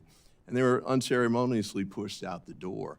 And when you said, I know you want to know what career staff thinks, that was a shocker to me too, because many of these people, when they were being forced out, were trying to call and find out what their status was, whether they were going to be able to come back to work or not, when they would be terminated, all of those things. And that still goes on.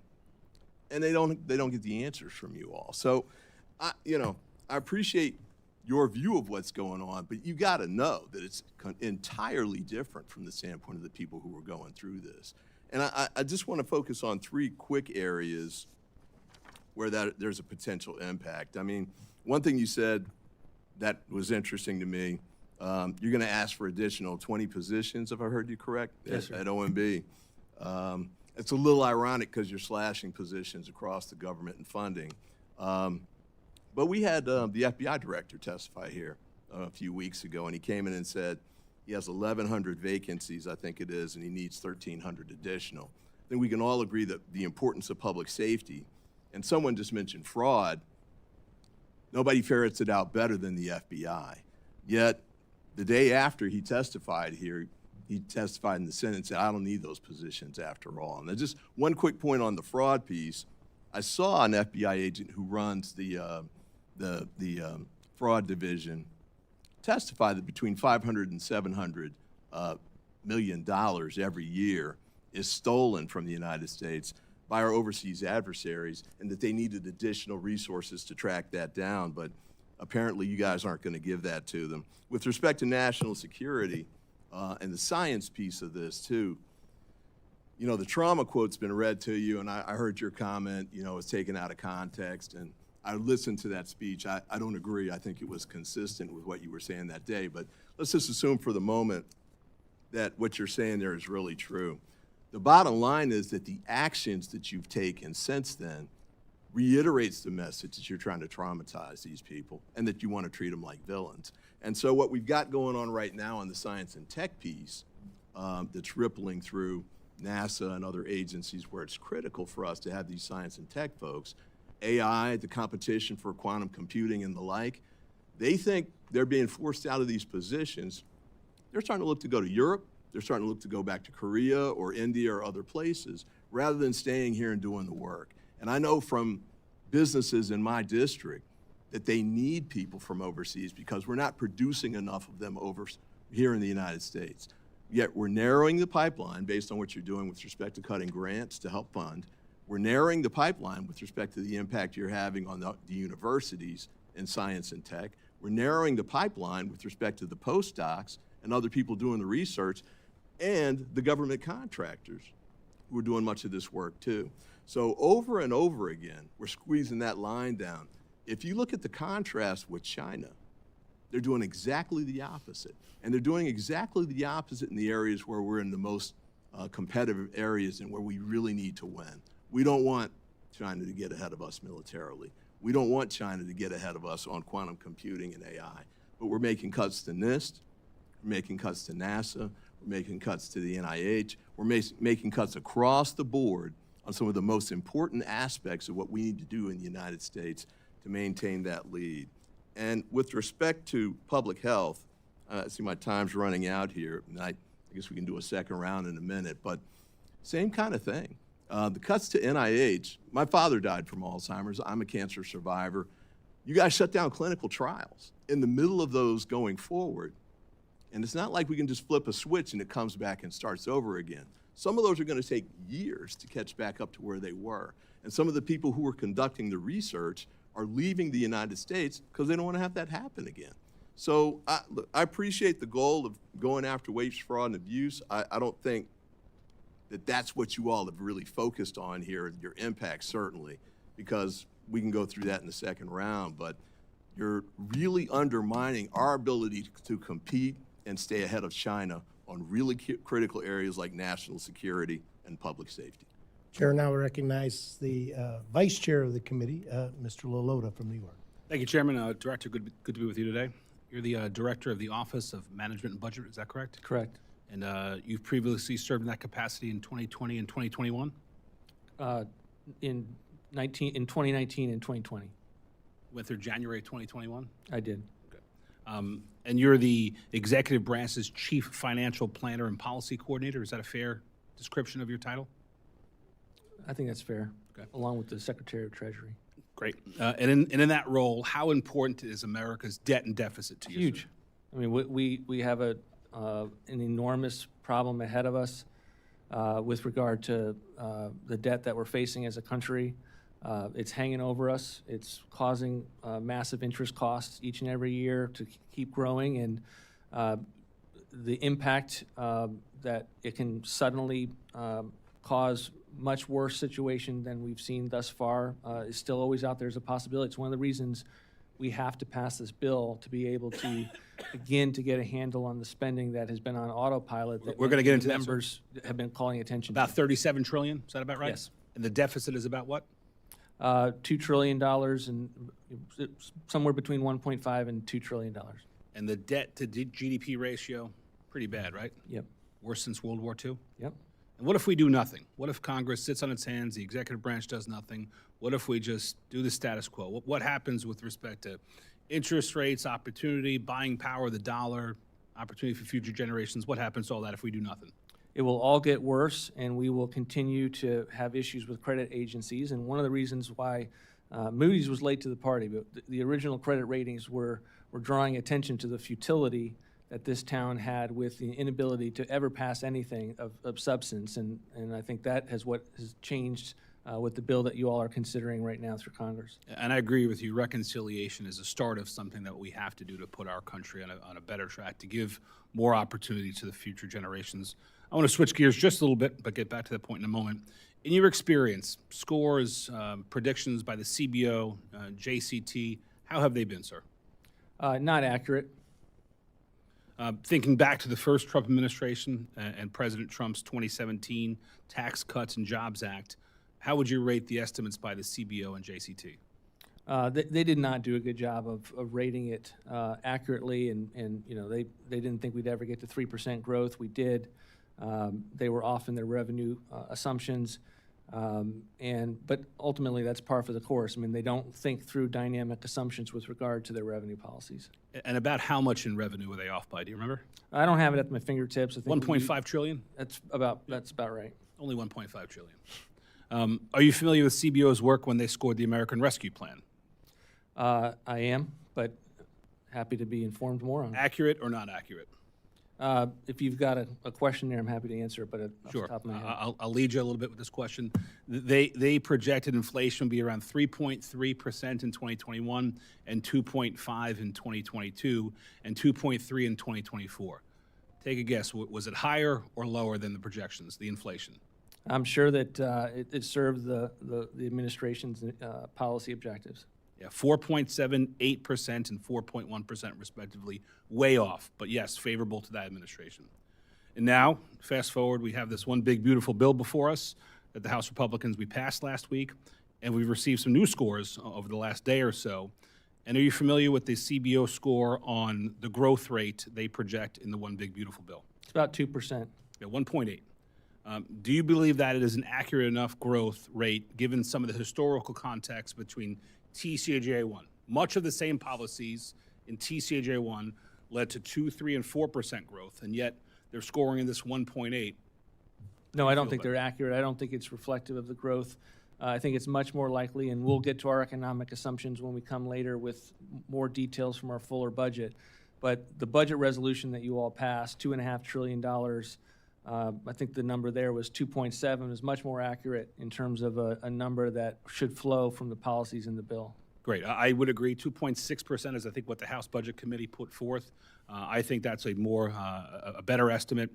Would you agree that assuming only the 1.8% CBO number both underestimates the positive impact of the legislation and simultaneously overestimates the negative impacts like deficit projections? Yes. But I would go further. I think the challenge with the CBO score is the way they construct the baseline is they are asking policymakers who care about the debt and deficits to almost take the position that you shouldn't extend the tax relief. And then they don't model the extent to which that would implode the economy. Yeah. Like, there's dynamics assumptions with regard to tax policies and economic growth, and then there should also be an area where they model the economic impacts of their own baseline policies. The chair now recognizes Mr. Bishop for any questions he may have. Thank you, Mr. Chairman. Welcome, Director Vought. Branding is very important in the characterization of the reconciliation bill, and there are many who are calling it one thing, but there are many others who are characterizing it as the big, ugly bill. I want to talk to you about your proposals relating to USDA research. You eliminate the Hatch Act formula grants, which go to the 1862 land-grant institutions. There's a 44% cut to Evans Allen research grants for the 1890 land-grant institutions and a 14% cut to the 1890 extension services. The Smith-Lever Cooperative Extension Program is cut by 46%. Ag research has been the tool that has kept America ahead of our international competitors for decades, and is right now more important than it ever was in our competition with our international competitors. We're falling behind other nations on ag research, so I strongly believe that research should be the last place that we should be looking at cutting. How do you justify these cuts, other than as part of your overall budget numbers quest, if America is going to continue to be able to produce the highest quality, the safest, the most abundant, the most economic food and fiber anywhere in the world? Thank you, Congressman, for the question. I mean, we believe in agricultural research, and I think we believe in the research that even in areas where we're taking cuts, our desire is to make sure that we actually do research, that it's not going to some of the projects and line items that you saw Secretary Rollins put out there that she has canceled. And so where we found efficiencies, and we wanted to make those reflected in the fiscal year 26 budget. But agriculture is incredibly important. We have to be able to feed ourselves first and foremost, and one of the ways that we need to be able to do that is not just our farm support programs, but the extent to which we're thinking ahead and planning for the future and learning. Thank you. But there is, Thank you. I think in the eye of the beholder, there might be some differences. Thank you. Currently, my state, Georgia, is the most recent state to implement the Medicaid work reporting requirement.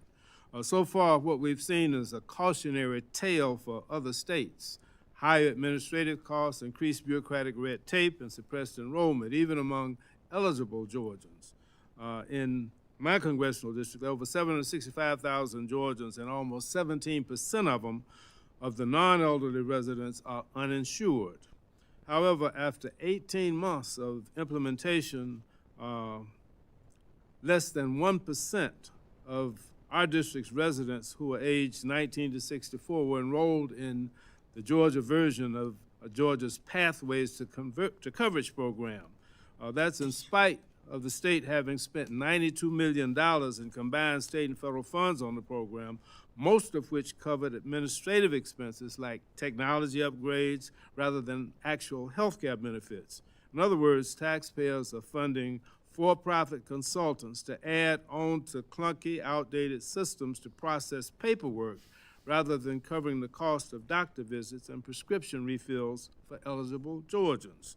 If the budget reconciliation bill mandates work or other community engagement reporting requirements for low-income, able-bodied adults across all states, how can we avoid the high-cost, low-coverage pitfalls evidenced by Georgia's Pathways to Coverage program? For example, how will the federal government ensure that taxpayer dollars are going to health care benefits rather than more bureaucratic red tape, as we've seen in Georgia? And quickly, the second question is, most of the $92 million that was spent has been covered by the federal government, due in part to the higher federal match for administrative expenses like technology upgrades. This expense would not be necessary if not for the additional paperwork generated by the work reporting requirement. For 1,115 demonstration programs like the Georgia program, what steps have been taken to ensure that states are held accountable to rules regarding budget neutrality if they implement this on the nationwide basis? Well, thank you for the question. I haven't looked at Georgia's model, and I will look into that. Our belief is that this will not lead to additional paperwork, but that it will build on the historic reforms that we saw in 1997 that were on a bipartisan There have been basis. studies done on it that have been published that have made it very clear. And of course, obviously, the people who are skeptical of that have made that clear also. It's out there.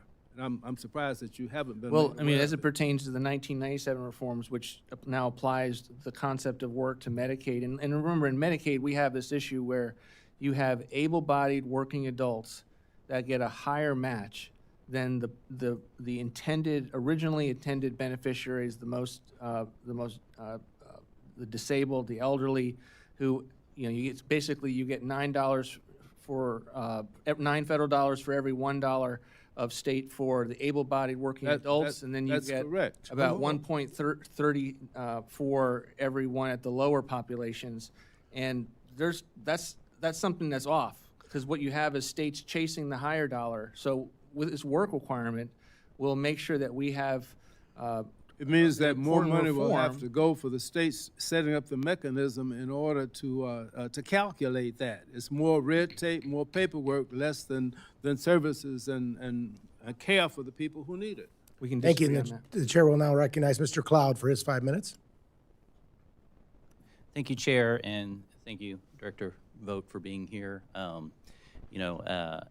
As an American, before being here as a member of Congress, I just want to say thank you for finding efforts to find savings. I know what motivates me and a lot of people in our service here is the really demand that should be upon us to leave a better country than we find it. And so we find ourselves headed to $36 trillion in debt, as you just talked about. We're looking at what's going on in the bond markets. They're really concerned about our debt load. Talked about World War II debt loads during peacetime being a very big concern. Certainly, mandatory spending is a big part of that. But then we also, have understood that as government grows, freedom contracts, and so there's a need as well to make sure that we're turning good return on investment when it comes to our discretionary funding as well. Could you speak to what we can do to find savings with our discretional funding, especially considering like pre-COVID levels? We're spending what, $2 trillion more a year now, every year, and then we were what, 1.6 trillion in discretionary funding pre-COVID, or I'm sorry, that's after COVID, and then before COVID it was 1.288 trillion in discretionary. That's a pretty substantial growth over just a couple year period of time, and nobody pre-COVID was thinking that we had a lean, mean fighting machine of a federal government. Most people even then thought it was pretty bloated and a little lethargic and could use some tightening up. Could you speak to what we're doing to find savings and return a better return on? Sure. I mean, it's reflected in our budget proposal. Generally, we proposed $163 billion in non-defense cuts, the lowest level adjusted for inflation since 2000. Not adjusted for inflation, it gets you back to your pre-COVID levels.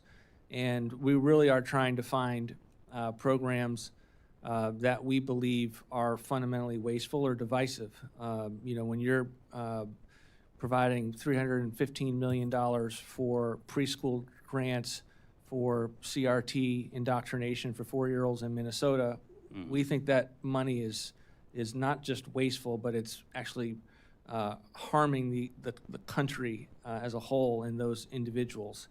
And we looked at it from every vantage point from that standpoint. It's one of the reasons we talk about the cuts to woke and weaponized bureaucracy and wasteful. And sometimes you just can't afford something when you're $37 trillion in debt that you would otherwise be able to afford.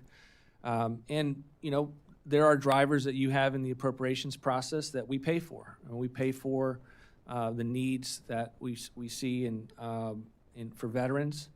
It almost acts like a mandatory program within your jurisdiction.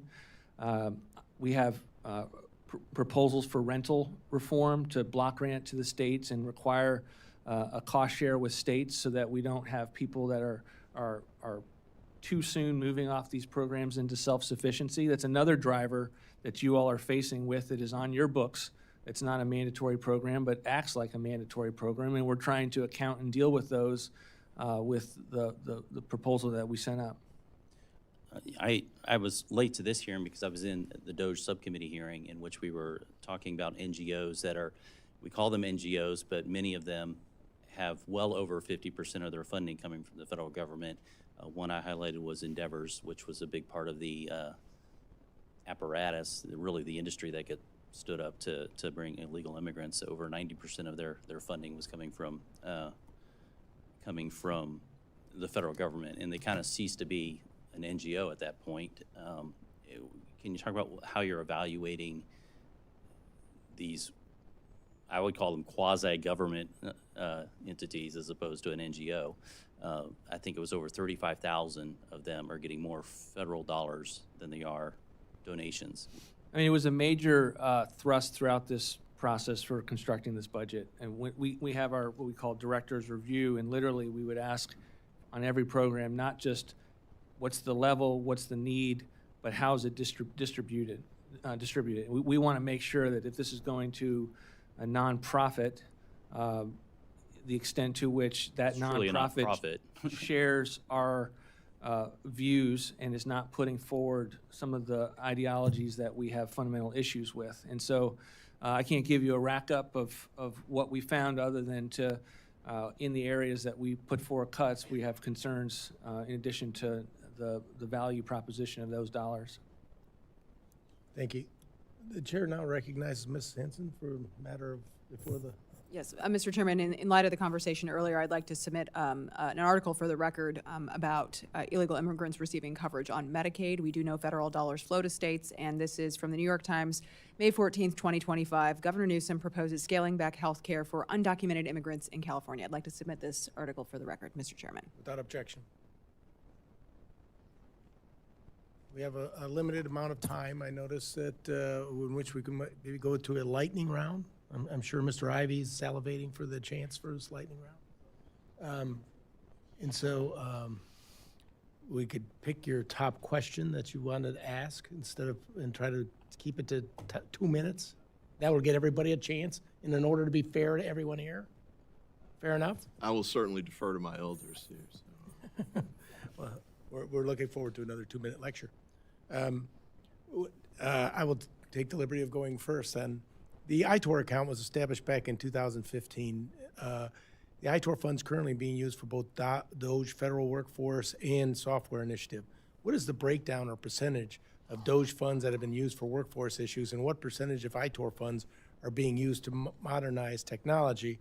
And further, your request for this year for ITOR, it's an increase of 145%. And I was wondering if you could tell us, is this for software modernization initiative or the 30 full-time equivalents that you've asked for sought under the budget request for ITOR specifically, or for the software initiative, or for DOGE too? The ITOR request in fiscal year 26 is for DOGE. We put it in the ITOR account because we are still in movement as to where DOGE resides, and the fact that we have opportunities through standard USDS work to do technological work at the agencies. So I wouldn't call it a plug, but we are certainly reflective of the fact that there's good work to be done regardless of whether DOGE is fundamentally housed in the EOP or at the agencies long-term. Thank you. The chair will now recognize Mr. Hoyer for a question. Thank you, Mr. Chairman. I'm at 5:17 already. Am I over?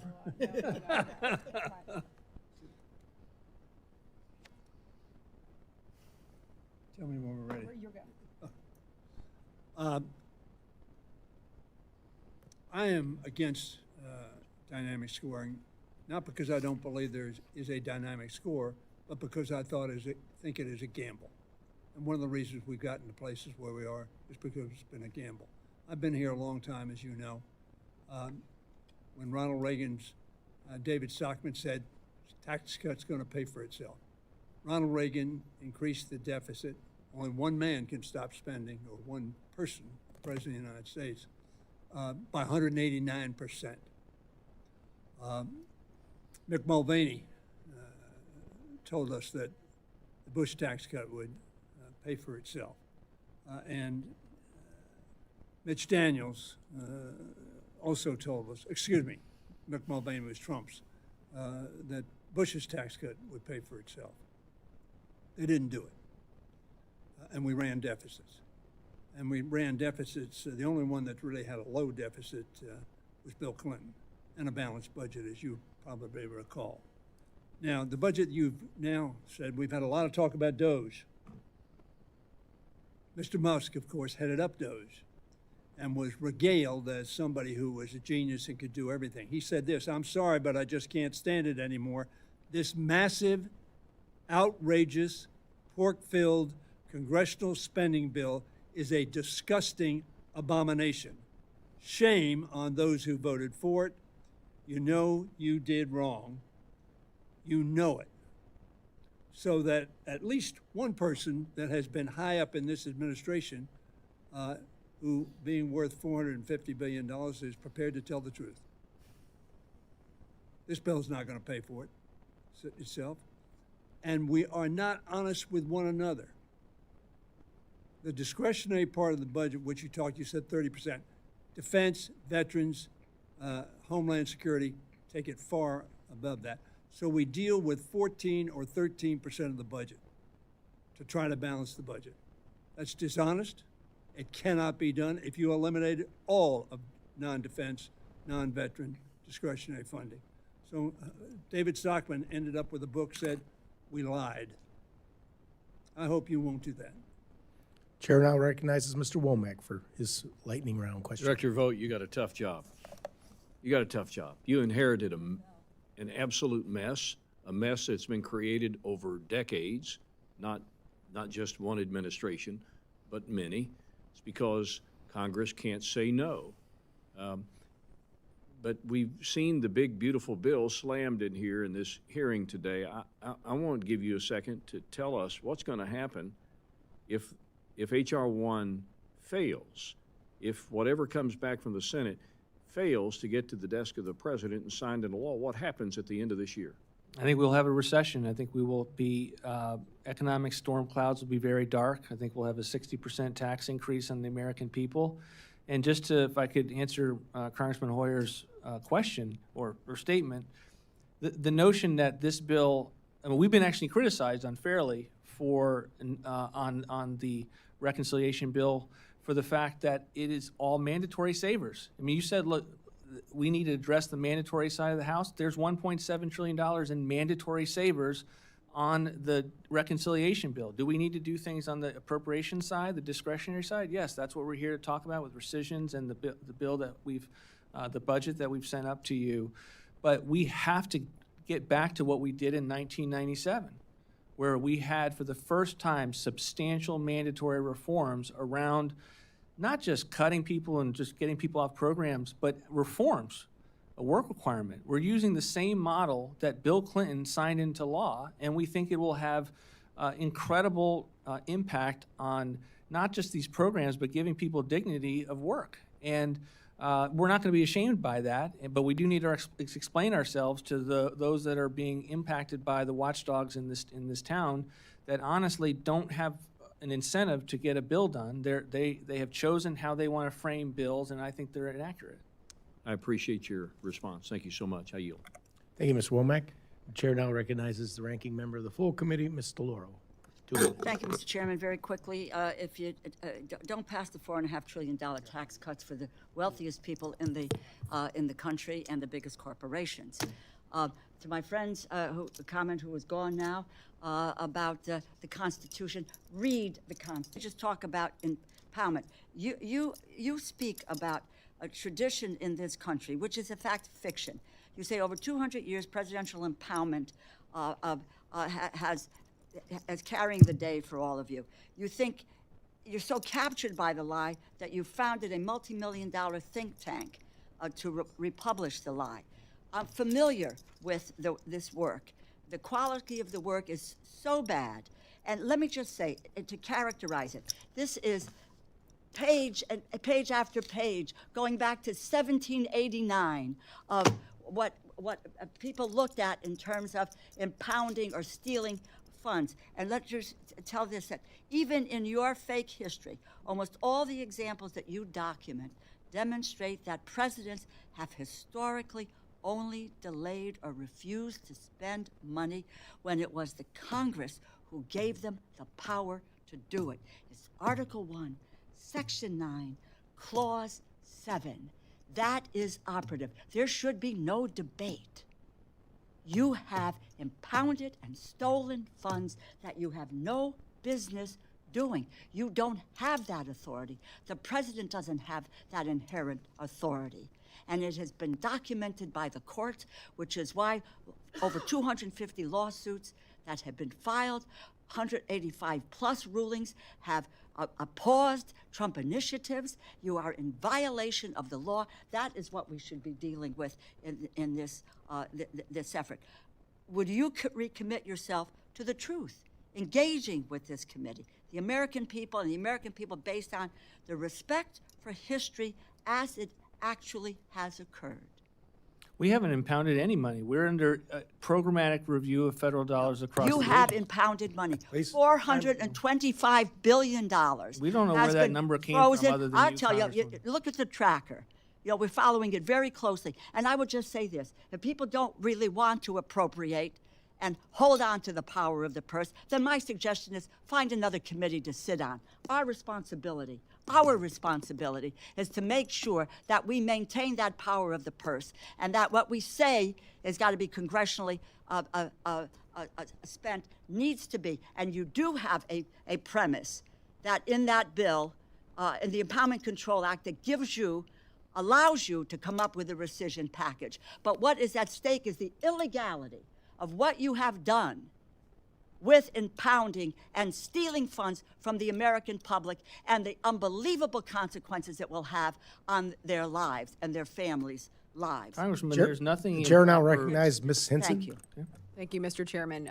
You know, I think Fundamentally, there is a difference of viewpoint on this committee. We don't have a revenue problem. We have a spending problem in this country. And some of the examples that you have showcased today, Director Vought, the PEPFAR examples you gave earlier, we want to see those dollars go to programs and people who need them. That's the whole point of what our committee is doing here, is asking those questions. And when I hear about the waste, that's exactly what Iowans are telling me to come here and say, we don't want to spend our money on that. So kudos to you, to DOGE, for everything you've done to uncover this. At least $175 billion in wasteful spending already, throwing away this money on international pet projects instead of going to constituents like mine in the district. I think it's abominable, and we shouldn't be allowing it.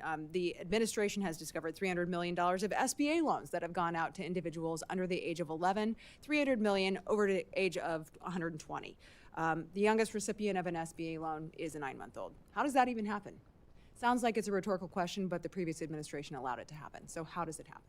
Well, I think one of the things that DOGE brought to this was a ability to think anew about something and look at it without having had the opportunity to be in this town and be up to speed on all the acronyms, to look at it just flat out. What's the value proposition of what's ongoing here, and what's the process by how it moves through the federal bureaucracy? And they thankfully had the ability to be outraged, and I think that's what the American people are outraged by, is the extent to which taxpayer dollars are spent on things that no one wants to defend. No one pushed back on the examples that I gave with regard to PEPFAR. No one wants to defend that. We may disagree as to whether that's the level of waste or whether that deserves a programmatic cut, but on a bipartisan basis, it's collectively outrageous. You go to any diner in the country, in every town in the country, and you present these examples, and it will be outrageous. And I think that's what DOGE brought to us. Many of us had been in these salt mines for many years, and I think I can't explain why this town needs that dose of reality, but it unfortunately does, and I'm thankful that this administration is giving it. Yeah, keep peeling back the layers of the onion. I yield back. Thank you, Ms. Simpson. Chair now recognizes Mr. Pocan for his lightning round question. 2 minutes, please. Thank you, Mr. Chair. And I want to thank Ms. Hinson for putting in the record to verify what I said, which is undocumented immigrants are not eligible to enroll in federally funded coverage, including Medicaid, CHIP, or Medicare, or to purchase coverage through the ACA marketplaces. And in California, indeed, it was state funds. So thank you, Ms. Hinson, for having my back. I love bipartisan cooperation. Project 2025, you're one of the authors. You're on the advisory board. You work for Heritage. You're basically January, February, and March in a Project 2025 calendar, right? But you were asked this weekend about it, and you said, no, the administration isn't following Project 2025. So I'll go through lightning rounds since I only have 2 minutes. Just tell me coincidence or not. In the Project 25, abolishing Department of Education, you guys are doing that. Is that a coincidence? The president's view. Coincidence or not? Coincidence or not? That's all you got to ask. Agenda okay, I'll go through the rest. Any diversity, equity, and inclusion? The president's agenda is shifting FEMA costs to the states. The targeting president PBS and the National Public Radio. Freezing federal assistance. Restricting gender-affirming care. Revoking security clearances. Stripping civil servants of employment protections, reinstating service members who refuse COVID-19 vaccines, banning transgender people from the military, a hiring freeze, withdrawing from the World Health Organization, sending active duty troops to the southern border, limiting refugee admissions, rescinding temporary protected status designations, capping indirect costs for university-based research, requiring disclosures of foreign gifts to universities, apparently not planes to presidents, asserting the president's power to remove federal officials, and targeting NOAA. Were those all just coincidences that they happened to be in Project 25 and they were just in the back pocket of the president since November? The president has never been more of a promises made, promises kept president than we've ever had in history. He has run on an agenda. He was very clear on that agenda. He's now enacting that agenda. And those of us who work for him work for his agenda in executing that agenda. Chair now recognizes Mr. Alford.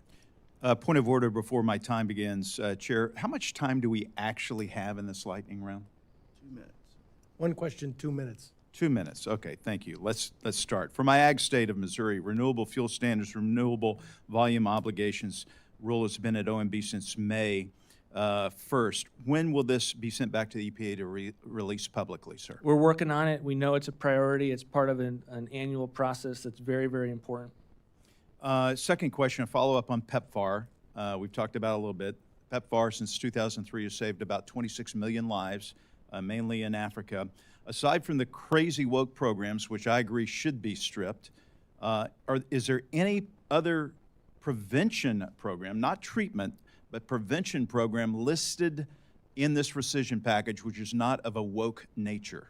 We believe that life-saving treatment, I understand that is in fact your question, but we are scaling down the program as it pertains to the types of organizations that are providing, are the examples of the waste, fraud, and abuse. The prevention itself is where an analytical look needs to be done, and it's one of the reasons why we have emphasized in successive budgets that we're going to protect life-saving treatment, but we want to scrutinize heavily those that are bringing people into the system and the nonprofit. Do you see where I'm going with this, sir? I mean, there's life-saving treatment after you already have HIV, but there are prevention programs that PEPFAR does, which are not of the woke nature, which can prevent someone from getting HIV. Are those programs going to survive? It is something that our budget will be very trim on because we believe that many of these nonprofits are not geared towards the viewpoints of the administration. And we're $37 trillion in debt. I know. Again, so at some point, the continent of Africa needs to absorb more of the burden of providing I agree this with health you. care. In fact, I have a plan, a 5-year plan, to scale down our commitment from the U.S. to put that on the backs of those in Africa and those in charities and churches. This was a temporary program. It's not to be sustained forever by American taxpayers. Thank you, sir. Chair now recognizes Mr. Ivy for his 2-minute question, statement, or whatever. All of the above, maybe, I don't know. But my colleague there, made me think of Bill Gates's quote. He just said, the wealthiest man in the world is basically killing the poorest kids in the world by making these cuts. And you're sort of executing that. I appreciate the comment that was made there, but we really can't sugarcoat this. More people are going to die. And if I think I heard what you said there, prevention's going to get less funding than it currently is. And I think in every model, prevention is better than trying to cure it after a disease is contracted. But, real quick on this, the merit hiring plan, which I saw one of the questions, I think it was question number 3. Identify 1 or 2 relevant executive orders or policy initiatives that are significant to you and explain how you would help implement them if hired. And I read that and I was like, well, I don't know that every president's going to be issuing 50 executive orders per day. So if it's just a commitment to follow one of President Trump's executive orders, I think that's totally inappropriate. And I think there's a lot of positions that we need to fill in the federal government, like some of the science and engineering jobs I mentioned a few minutes ago. I don't really care if they're reading the president's executive orders per se. I'm more curious, I care more about them curing cancer or addressing Alzheimer's, or if they're federal agents tracking down Sinaloa cartel or identifying and tracking down the waste, fraud, and abuse that's actually occurring by major malfactors, or the competition with our adversaries abroad. So I see my 2 minutes are running out. I do want to say this. I just noticed, I saw this up here, and it matches the T-shirts in the audience. To the labor community out there, stay strong. Thank you very much. The chair now recognizes Mr. Cloud for his question. 2 minutes. Thank you, Chairman, and I appreciate you being here. As I've looked at DOGE and the work that's going on, I've been surprised really from the vitriol from the left there's a video that's gone around of President Obama basically describing the work of DOGE and putting it to Joe Biden to take charge of it. Of course, we didn't see any nationwide injunctions to anything that they did. I'm not sure if that's because they didn't do anything, it was ineffective, but now we see things coming to light that really questions we've asked and tried to get from appropriation standpoint. We had asked the bureaucracy, where's these dollars really going to? And we couldn't get the answers. We had an administration that wouldn't work with us, and finally we have one that's not only that willing to work with us, but able to bring technology tools to the table to get it done.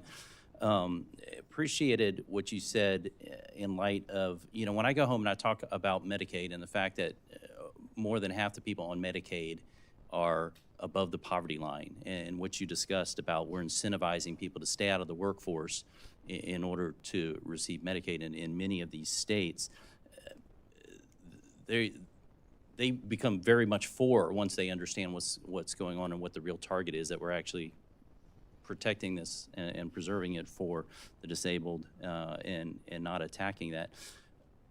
It just seems well within what we need to do in order to back off the 36 trillion. So thank you for your work on that. I had one question in the little bit of time I had. Someone mentioned that dynamic scoring was kind of like asking the CBO. It was to score with dynamic scoring was kind of a gamble. I would submit that asking the CBO to do a score is a bit of a big gamble because their accuracy has been so off. And I would ask if the administration would support, I have a piece of legislation for the CBO to have to include interest cost in their scoring. And then I know Warren Davidson has one on show your work, which they don't do. If the administration would support that. It's a good idea.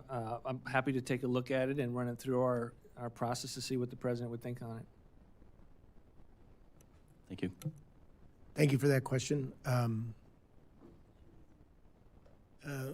Chair recognizes the ranking member of the full committee for a moment. Thank you, Mr. Chairman. The historical record is clear that the president doesn't have inherent power to refuse to spend funds appropriated by Congress. And for an accurate historical record of this fact, I ask unanimous consent to insert into the record the documentation that supports my claim about the myth of presidential impoundment power. Object. Not asking for a statement, but without objection, we'll take it in the record. Thank you, and I also might want to add to the gentleman who just spoke, 39% of the children in this nation Well, get their more statements. Thank you. With that, our time is concluded. I'd like to thank Director Vought for having been here today. And, I know sometimes you didn't have a chance to finish that. I'm glad to give you, since you have 1 minute left, 1 minute to close out, or you're free to leave. It's up to you. I'm all good. I appreciate all of the comments, whether I disagreed with them or not, and look forward to a follow-up with the committee. Thank you very much.